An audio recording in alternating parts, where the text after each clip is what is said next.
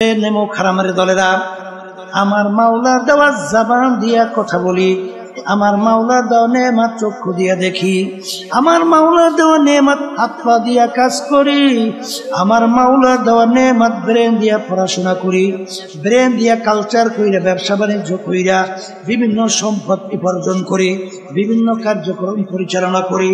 এই ব্রেন নেয়ামত কে দান করলো? এই আল্লাহর বান্দারা, কবরের যাত্রীরা, বাজান একদিনও কি চিন্তা করছ?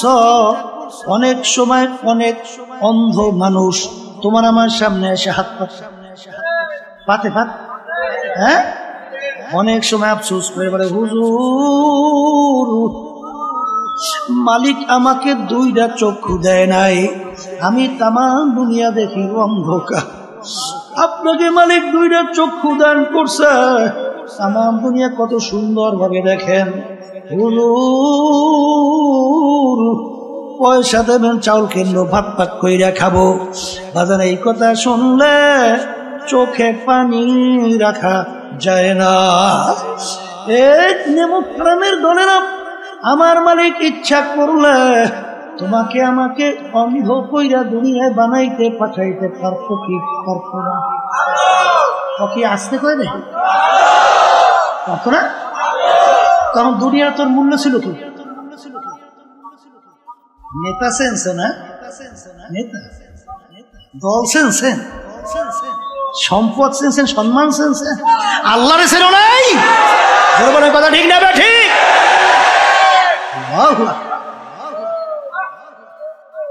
এক কবরের যাত্রীরা সই না রাখো, আজকে দল চেনছো, দলের নেতা নেত্রী চেনছো। আমি কুরআনুল কারীমের ভিতরে মালিক কি বলছেন শুনে রেখা যায়, মানবেন কিনা জানি না। আমার মালিক বলতেছেন কুরআনুল কারীমের মধ্যে, ইয়াউমা নাদউ কুল্লা উনাসিন বিইমামিহিম, কিয়ামতের ময়দানে আমার মালিক প্রত্যেকটা মানুষকে তার দলের নেতা নেত্রীর সঙ্গে ডাকবে। এখানে কি প্রত্যেকটা মানুষ না দুই একজন? হ্যাঁ, এখানে প্রত্যেকটা মানুষকে রব্বুল আলামিন তার দলের নেতা নেত্রীর সঙ্গে ডাকবে। আমি বলছি না আল্লাহ। আর যদি ভুল হয়, বলেন হুজুর আপনি আয়াত করছেন, অর্থ করছেন ভুল, নাউজুবিল্লাহ, ভুল না? তা যদি ভুল না হয় তা আল্লাহর কথা। আচ্ছা, তাহলে প্রত্যেকটা লোককে তার দলের নেতা নেত্রীর সাথে ডাকবে। ডাইকে রব্বুল আলামিন বলবেন, তোর দলের নেতা নেত্রী যেদিকে যায় ওদের পিছনে পিছনে সেদিকে যা। এক কথা আমার মালিক বলেন, তোর নেতা নেত্রীর যেখানে জায়গা তোরও সেখানে জায়গা। আমি বলছি না আল্লাহ। বর্তমানে বড় বিপদে আছে, বুঝলেন না? বাংলাদেশে বয়স প্রায় 51 বছর হয়ে গেছে স্বাধীনতা। কত বছর? আচ্ছা, যাদের মাধ্যমে 51 বছর দেশ চলছিল, বর্তমানে চলছে, এদের পরিচয়ও নাই। ইসলাম নামক গাছটা খুব মজবুত হয়েছে। হ্যাঁ, হয় নাই? দিনের দিন ঠিক এক শ্রেণী বর্তমানে বের হয়েছে। আমাদের আলেম যারা অনেকে আমাদের ভিতরে আছে, নাম দেয় মুফতি, মুহাদ্দিস, অনেক বড় অনেক বড় মুফতি। এরা দেখবেন ঠিক যখন জাতীয় নির্বাচন আসবে তখন বলবে, এই বেটা মন্দের ভালো, কোন উপায় নাই, আগে তো বাঁচা লাগবে বেটা, এরপর পরে চিন্তা করতে। আমরাও দেশে কয় না, না ও আমরাও দেশেও কয়, ও আল্লাহ দেশেও আছে না। শব্দটা কি কইবে? মন্দে এ কপাল পোড়া। এই 49 বছর স্বাধীনতার বয়স, এই 49 বছরে মন্দের ভালো শেষ হয় না। তোমাদের কাছে আমি গ্যারান্টি চাই, কবে নাগাদ শেষ হবে? আসতে কয় দাহি বলো বলো, কবে শেষ হবে? কবে? তা যদি গ্যারান্টি দিতে না পারো, তাই ইসলাম নামক গাছটা মজবুত হবে কবে? আর এর কাণ্ড গজিয়ে এই তামাম বাংলাদেশকে কবে সে ফেলবে সেইটার কথা বলতে হবে আজকে। ঠিক না বে ঠিক? হ্যাঁ বসো, কথা বলছি। ইসলাম নামক গাছটা কি দুর্বল হইতে হইতে যাবে? হ্যাঁ, এত বুদ্ধিমান হইছ? হ্যাঁ, এত বুদ্ধিমান সাহাবায়ে কেরাম বোঝে না? আমিনু কামা আমানান নাস, তোমরা ঈমান আনো, তোমরা বিশ্বাস করো। সাহাবায়ে কেরাম যেভাবে ঈমান আনছিল, সাহাবায়ে কেরাম যেভাবে বিশ্বাস করছিল, সাহাবায়ে কেরামদের ঈমানের অবস্থান কেমন ছিল? পর্যালোচনা করা লাগে না? আল্লাহ কইছে ওই ইমানের ঈমান আনো, ওইভাবে ঈমান আনো। আমি বলছি আচ্ছা, আল্লাহ রাসূল সাল্লাল্লাহু আলাইহি ওয়াসাল্লাম তার কাছে প্রস্তাব লইয়ে গেছে তিনটা শর্ত। তুমি এক আল্লাহর উপরে ঈমান আনার দাওয়াত দাও, সমস্যা নাই, কথা না। কিন্তু আমাদের বিরুদ্ধে, আমাদের ধর্মের বিরুদ্ধে, আমাদের বাপদাদা রেখে যাওয়া যে নিয়ম, এর বিরুদ্ধে তুমি কিছু বলবা না। যদি এইটা করতে পারো, তোমার কাজ তুমি করো।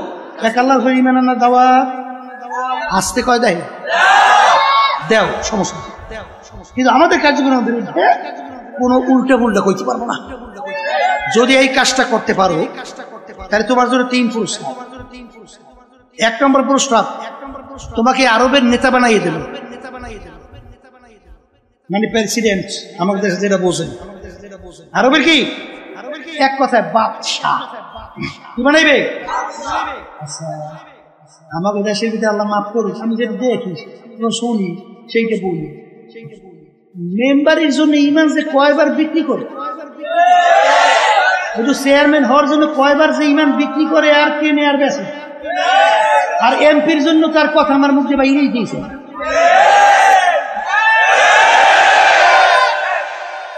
এই আল্লাহর বান্দারা, বর্তমানে শুনছি জাতীয় নির্বাচনের সময় বলে 1000 টাকা দিলেই বলে আবার ঈমান বিক্রি করে বিভিন্ন কাজে কি করে, ঠিক না? এ কপাল পোড়া। তোর দাম একটা ইলিশ মাছের দামও হয় না? হ্যাঁ, তোর একটা ছাগলের দামও তোর দাম নাই? তোর ঈমানের একটা ছাগলের দামও তোর ঈমানের নাই?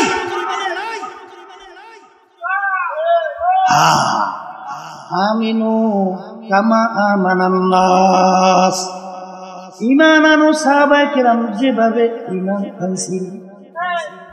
1 নম্বর বাদশা বানাই দিল। 2 আরবের ভিতরে সবচেয়ে বড় ধনী বানাই দেব। বুঝেন নাই? এই টাকা পয়সার জন্য, সম্পদের জন্য কতবার ইমাম বেঁচে আর কেনে আর তামসা করে না। 3 নম্বর প্রস্তাব, আরবিদের সবচেয়ে সুন্দরী মেয়েটা তোমার জন্য বিবাহের ব্যবস্থা করবে। এই জন্য তো সব পাবে, আসতে তো যত কিছু সব পাল্লাপাল্লি, মারামারি, কাটাকাটি, এই খুব খারাপি, গুম, সবাই এগুলো অন্য কিছু। আল্লাহ রাসূল সাল্লাল্লাহু আলাইহি ওয়াসাল্লাম ওদের এই প্রস্তাব মানছে না? হ্যাঁ, আল্লাহ রাসূল সাল্লাল্লাহু আলাইহি ওয়াসাল্লাম বলেন, হে কাফেরেরা, আরবের রাজা বানাবি আর ধনী বানাবি, সুন্দরী মেয়ে বিবাহের ব্যবস্থা করবে।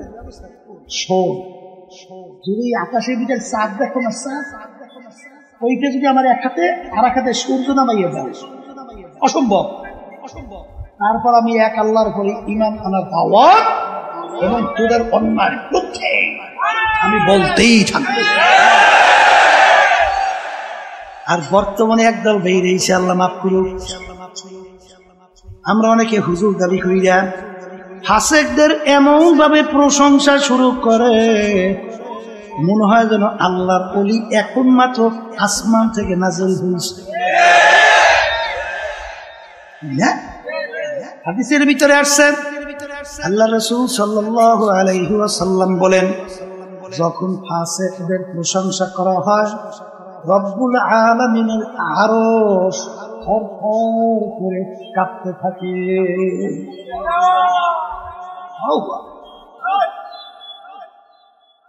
বলছিলাম যে বারবার যদি মন্দের ভালো শব্দ হয়, ইসলাম নামক গাছটা মজবুত হবে ঠিক না? গ্যারান্টি চাইছিলাম, দিতে পারিনি। পারছেন? এই যে আল্লাহর কুতুব ফজলুল করিম রাহমাতুল্লাহ আলাইহি রব্বুল আলামিন, তার ভিতরে আল্লাহ রব্বুল আলামিন ইলহাম, কথা ঠিক না ঠিক? আল্লাহ রব্বুল আলামিন ডাইলে দেশে অন্তরের এমন এক কায়দায় আল্লাহর কুতুব পরিবেশ তৈরি করে রাখছেন। আল্লাহর কুতুব চিন্তা কইরা দেখছে স্পেনের ইতিহাস 750 বছর মুসলমানদের রাজত্ব, মুসলমানদের অস্তিত্ব তারা সেরে পাওয়া যায় না, কথা কয় না? হে আল্লাহর বান্দারা, পর্দা আলেম মা বোনেরা, না আমেরিকা না লন্ডন সে হুরফাত, আমি মস্তে মদিনা করু খুদায়া। হে আব্দুল করিম আব্দুল রহিম, হে রহিমা খাতুন, সারিটার নৌকা ছাড়ছো, নৌকা যায় কোথায়? তোমার নৌকা আমেরিকা লন্ডনের ঘাটে ঘাট দিবে না আল্লাহর হাবিবের রওজা মুবারকের পাশে মদিনায় ঘাট দিবে? চিন্তা ভাবনা করে নৌকা চালা, কথা কয় না? মান তাশাব্বাহা কওমিন ফাহুয়া মিনহুম। এই দুনিয়ার ভিতরে যেভাবে তুমি যার সঙ্গে সম্পর্ক রাখবা, যেই দলভুক্ত হইয়া চলবা, যেই দলের নেতা নেত্রীকে নেতা নেত্রী মানবা, আল্লাহর রাসূল বলেন কিয়ামতের ময়দানে তুমি ওই দলভুক্ত হইয়া উঠবা এবং ওই দলের নেতা নেত্রীর সঙ্গে তোমার হাসর হইয়া যাবে। যার সঙ্গে যার মোহাব্বত, তার সঙ্গে তার কিয়ামত। বলেন, যার সঙ্গে যার মোহাব্বত, তার সঙ্গে তার কিয়ামত। কথা ঠিক কিনা? সাহাবায়ে কেরামদের ঈমান কেমন ছিল? সংক্ষেপে দুই একটা শুনেই দিয়েছে। দাওয়াত দিছে এই বাদশা, সাহাবায়ে কেরামদের এক জামাত। সেই দেশের ভিতরে সবচেয়ে ঘৃণিত কাজ ছিল খাওয়ার পরে প্লেট পরিষ্কার করে খাওয়া। এক এক দেশে এক একটা নিয়ম থাকে না? এই দেশের ভিতরে সবচেয়ে ঘৃণিত কি? প্লেট পরিষ্কার করে খাওয়া। এখন সাহাবায়ে কেরামদের নিয়ম কি, সুন্নাত তরিকা কি? হ্যাঁ, প্লেট পরিষ্কার করে খাওয়া। এখন বাদশার মেহমান, তাদের সবচেয়ে কাজও ঘৃণিত। সেই কাজটা যদি বাদশার মেহমান না করে, তখন বাদশা সমাজে মুখ দেখাতে পারবে? বাদশা লজ্জিত হবে না? অপমানিত হবে না? বাদশা অনুরোধ করতেছে, হুজুর আমি তো জানি আপনারা খাওয়ার পরে প্লেট পরিষ্কার করিয়া চাইতে খান। হুজুর আমাদের দেশে সবচেয়ে ঘৃণিত কাজ হয়ে গেছে, এই কাজটা যদি আপনারা আমার মেহমান হয়ে করেন, তাহলে আমি সমাজে হুজুর মুখ দেখাতে পারবো না। আজকে আমার সম্মানের জন্য এই কাজটা আজকে আমাদের দেশের আল্লাহ মাফ করুক, যদি হইতো হতুয়া কয় কায়দায় ঘুরত, আস্তে কয় হ্যাঁ কথা কয় না ভাই, খালি করছে না? আবুল ফজলের মতো লোক বাদশা আকবরের প্রতি হতে দিনে লাগি পুকুরি তাম দুনিয়ার ভিতরে সবচেয়ে জানার দিক থেকে পারবে, এত বড় দ্বিতীয় কেউ ছিল না। কোরআনুল কারীম বিনা নকতার হরফ দিয়া 30 পারা কোরআনুল কারীম তাফসীর। এখন ওলামায়ে কেরাম বসতেও তো বসে, সে কিন্তু আবুল ফজলের পথে ঢুকে। আর ওই সময় মুজাদ্দিদ আল ফিসানি রাহমাতুল্লাহি আলাইহি কি কন, বাদশা আকবরের বিরুদ্ধে দ্বীনে ইলাহির বিরুদ্ধে ফতোয়া দেশ। কথা ঠিক না? যেই কথা বলতে চাইছিলাম, আল্লাহ রাসূল সাল্লাল্লাহু আলাইহি ওয়াসাল্লাম বলেন, হুব্বুদ দুনিয়া রাসু কুল্লি খতিয়াতি, সমস্ত গুনার মূল হলো এই দুনিয়ার মহব্বত, সম্মানের মহব্বত। কথা ঠিক না বেঠিক? কবরের যাত্রীরা, আমরা কেউ দুনিয়াতে থাকতে পারবো না, কেউ থাকতে পারেও নাই। আল্লাহর বান্দারা, পর্দালে মা বোনেরা, আজকে মুসলমানদের দায়িত্ব কর্তব্য হলো ইসলাম নামক গাছটার একটু ইসালি কইরা গোড়ায় পানি দিয়ে একটু তরু তাজা কইরা রাইখে যাইতে পারি কিনা? আস্তে কয় দেয়, যদি মাটি নিতে না যায়, ওই ঈদের উপরে কোনোদিন বিল্ডিং হয়? এখন যে ঈদ মাটির নিচে যাইবে, ও কোনোদিন বলবে, ও কোনোদিন চাইবে যে আমার তো কোনোদিন কেউ দেখবি, আমি মাটির নিচে যাব? কোনোদিন বিল্ডিং তৈরি হবে না।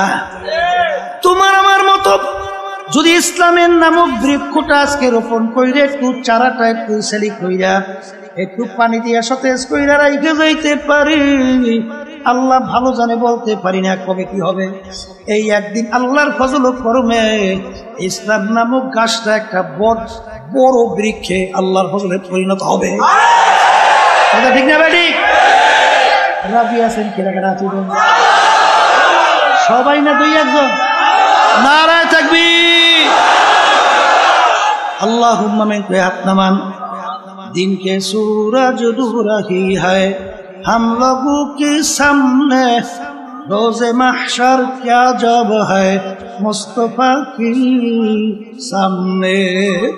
एक कबरेर যাত্রীরা, আল্লাহর বান্দারা, পর্দার আড়ালের মা বোনেরা, বাজান আমাদেরকে মালিক বানাইলেন তার ইবাদতের জন্য। ইবাদত শব্দের অর্থ মালিকের হুকুম অনুযায়ী চলা। বাজান নামাজ পড়া যেরকম নাকি ইবাদত, নামাজ না পড়াও কিন্তু ইবাদত।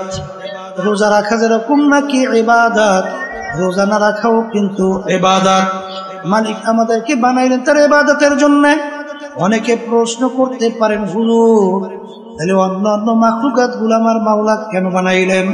আমার মালিক কোরআনুল কারীমের ভিতরে বলেন, ওয়াখুলিকা লাকুম মা ফিল আরদি জামিআ, অন্যান্য মাখলুকাত গুলো আমি বানাইলাম তোমাদের জন্য। এ আল্লাহর বান্দারা, কবরের যাত্রীরা, আমরা যে সূর্য দেখতেছি, সূর্য আমাদের মানুষের দরকার আছে না নাই? একটা মানুষ দুনিয়ায় না থাকলে সূর্যের কিন্তু কিছু আসে যায় না। বাজান, গাভী গরু আমাদের দরকার আছে না নাই? একটা মানুষ দুনিয়া না থাকলে গাভী গরুর কিছু আসা যায় না। বাজান, হালি গরু আমাদের দরকার আছে, গাছ আমাদের দরকার আছে না? একটা মানুষ দুনিয়া না থাকলে গাছের কিন্তু কিছু আসা যায় না। এ কবরের যাত্রীরা, এ আল্লাহর বান্দারা, এ পর্দা আলেম মা বোনেরা, ভালো কইরা বোঝো, অন্যান্য মাখলুকাত মালিক বানাইলেন আমাদের জন্য। আমাদেরকে বানাইলেন মালিক তার ইবাদতের জন্য। ইবাদত শব্দের অর্থ বলছিলাম মালিকের হুকুম অনুযায়ী চলা। নামাজ পড়া যেরকম নাকি ইবাদত, নামাজ না পড়াও কিন্তু ইবাদত। অনেকে বলে, হুজুর নামাজ না পড়লে ইবাদত কিভাবে হয়? সূর্য উঠতেছে ওই সময় যদি নামাজ পড়ে সব না গুনাহ? সূর্য মাথার উপরে চলে আসছে, নামাজ পড়লে সব না গুনাহ? সূর্য ডুবতেছে ওই সময় নামাজ পড়লে সব না গুনাহ? পড়লেন নামাজ, পাইলেন গুনাহ। কারণ কি? ওই নামাজটা মালিকের হুকুম অনুযায়ী হয় না। এ কবরের যাত্রীরা, ভালো করে বোঝো, যেই কাজটা মালিকের হুকুম অনুযায়ী হবে ইবাদতের ভিতরে গণ্য হবে। আমার মালিকের হুকুম প্রতিটা মানুষের ব্যক্তিগত জীবনে আছে না নাই? আসতে কয়টা? পোশাকাদির ব্যাপারে আছে না নাই? পারিবারিক জীবনে আছে না নাই? সামাজিক জীবনে আছে না নাই? বাজান ব্যবসা ক্ষেত্রে আছে না নাই? কামাই খরচের ভিতরে আছে না নাই? রাজনৈতিক জীবনে আছে না নাই? বাজার আন্তর্জাতিক জীবনে আছে না নাই? এ কবরের যাত্রীরা, ছাত্র 10 সাবজেক্টে পরীক্ষা দেয়, 9 সাবজেক্টে যদি গড়ে 900 নম্বর পায়, প্রত্যেক সাবজেক্টে 100 করে নাম্বার। বাজারে এক সাবজেক্টে যদি ফেল করে, ছাত্র ফেল পাস। আর 10 সাবজেক্টে গড়ে যদি 33 করে নম্বর পায়, ছাত্র কিন্তু পাস। কথা ঠিক কিনা? এ কবরের যাত্রীরা, দিন কিন্তু পরিপূর্ণ, আমার মালিক বলছেন দিনের ভিতরে পুরা ঢুইকা তারপর আমার কাছে হাজিরা দাও। কিছু মানবেন কিছু মানবেন না, ছাত্র কিন্তু পাস করতে পারবে না। এই জন্য আমার ভাইদেরকে বলবো, পর্দারে মা বোনদেরকে বলবো, গাবি বানাইলেন মালিক আমাদের জন্য। আমার মালিক তোমার আমার দিকে তাকাইয়া তাকাইয়া বলেন, আব্দুল কারিম ও রহিমা খাতুন, আমি তোর বিচার চাইয়া চাইয়া দেখি। তুই গাবি গরু পালো, বাচ্চা হবে, বংশ বিস্তার লাভ করবে, গরু দুধ হবে, তুই দুধ খাবি, তৃপ্তি লাভ করবি। আমি তোর বিচার চাইয়া দেখি, তুই গাবি গরুটা এখন বাচ্চাও দেয় না, দুধও দেয় না। তুই কি করলি? গাবি গরুটাকে তুই ফালাইয়া দাও নাই, ছুরি ধার করলি, গাবি গরুটাকে শোয়াইলি, জবাই করে চামড়া খুইলে গোস্ত পাক করে নিজে আত্মীয় স্বজন নিয়ে খাইলি। খা বন্ধান, আমি তোর জন্যই বানাইলাম। আম গাছ বানাইলাম আম খাওয়ার জন্য। আম লাগাইলে আম হয় না, আমি তোর বিচার চাইয়া দেখি।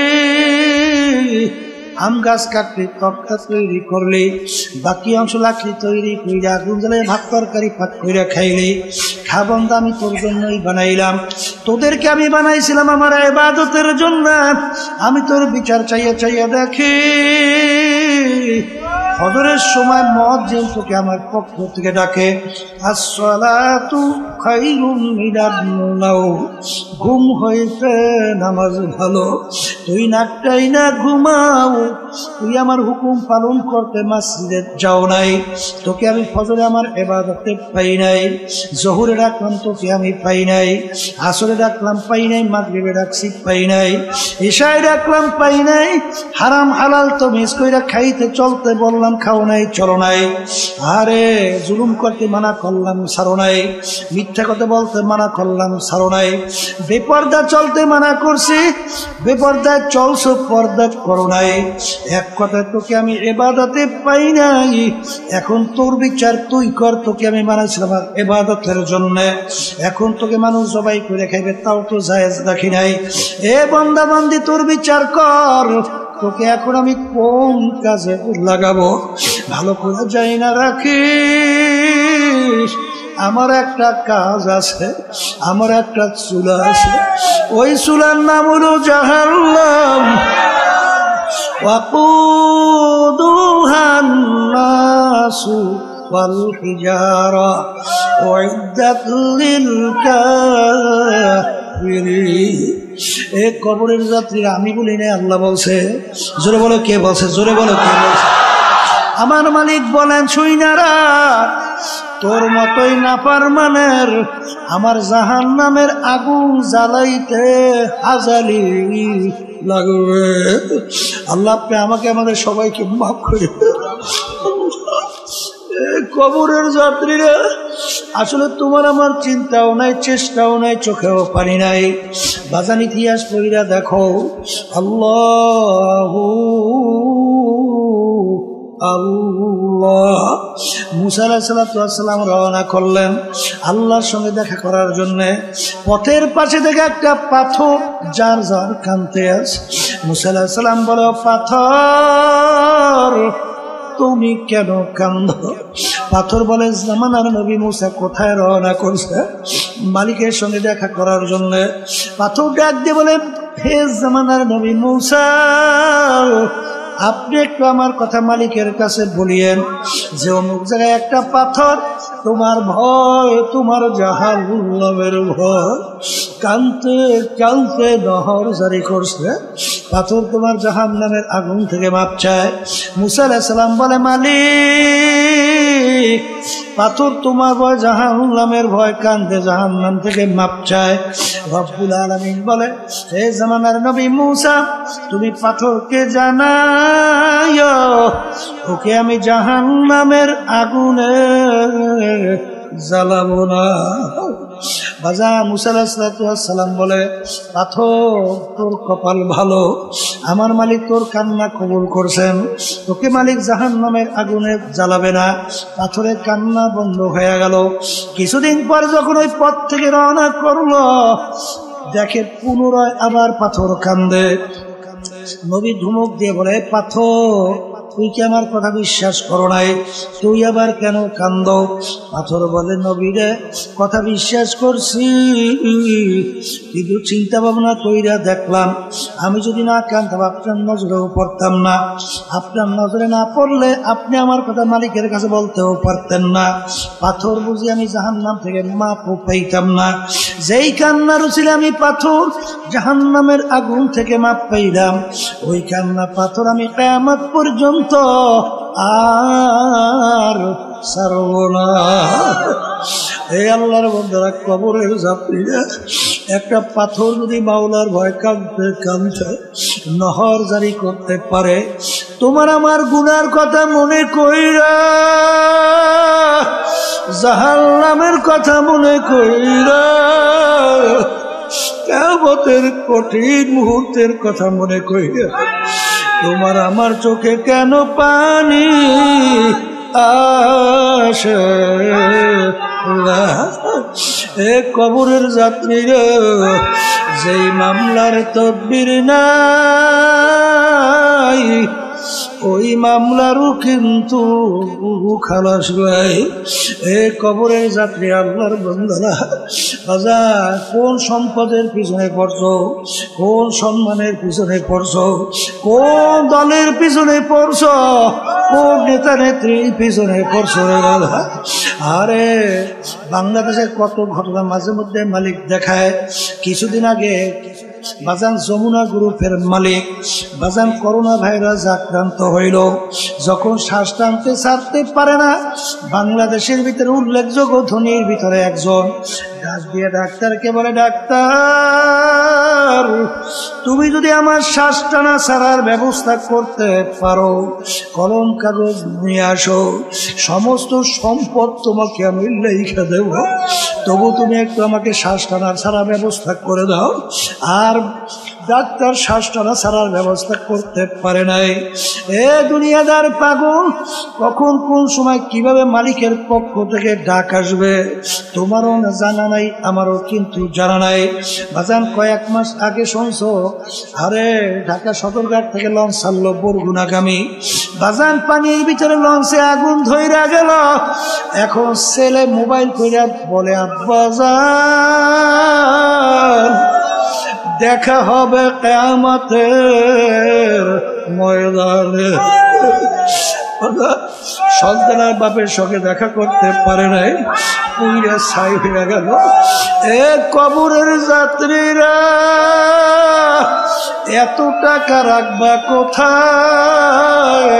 কাপনে যে পকেট,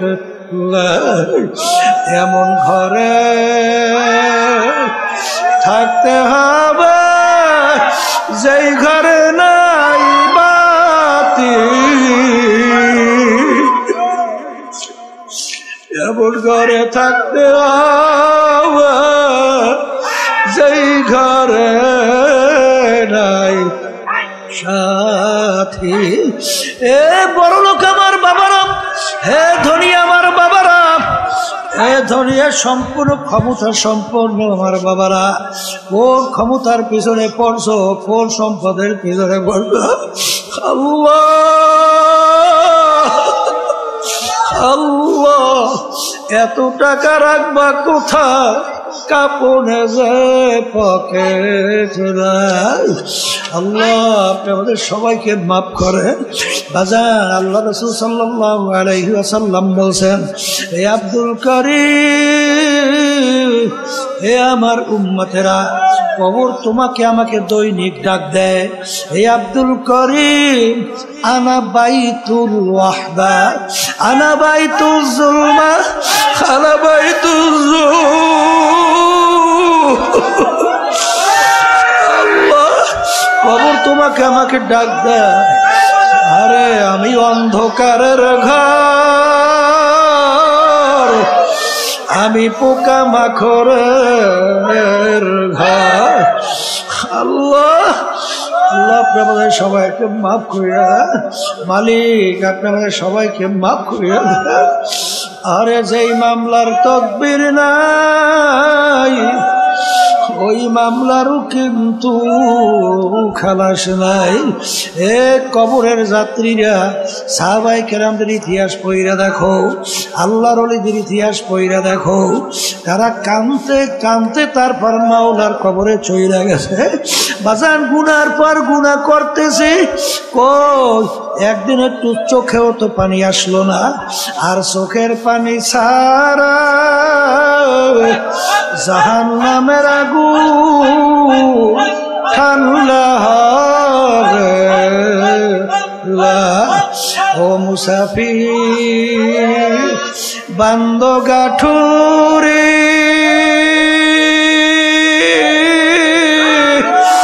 বহুদূরে ঠিকানা,